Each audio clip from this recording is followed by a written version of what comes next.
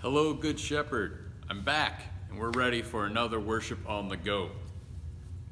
This Sunday, we will be reading from the Gospel of Luke, a very famous parable, the parable of the Good Samaritan. This parable tells the story of a man who was jumped by robbers on a road and left for dead in the ditch. It talks then about a priest that walks up that road, sees the man in the ditch, and yet continues to walk on down the road to what he is doing.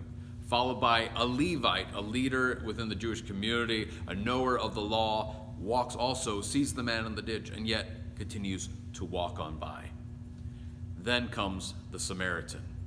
We don't know much about Samaritans most often, but the Samaritans were a hated and despised group of people at the time.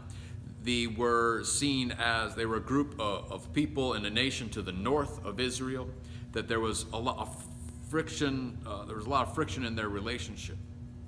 Jesus uses the Samaritan as he walks down the street, who also knows the Torah and the law, sees the person in the ditch, and then goes out of his way to make sure that the person is taken care of. It's very easy to get lost into this story, to figure out what part do you play? Are you the person in the ditch? Are you the Levite? Are you the priest? Are you the Samaritan? Where do you fit within this story?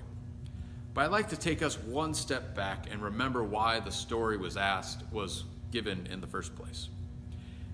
Jesus is talking to a lawyer who is asking him about what the greatest commandment is and how must I have eternal life. And Jesus says, to love the Lord your God with all your heart, soul, and mind, and love your neighbor as yourself. The lawyer follows that question up with a question that we all ask. We all wonder, who's my neighbor? Does my love for my neighbor have limits? Are there exceptions to the rule? Who do I not have to love? We all wonder, when is enough enough? We will sit on that thought and that idea to really wrestle with what it is to think of God's command that we love our neighbor without exception, without limits to the rules. Hope you enjoy your worship time wherever you may be, and see you later.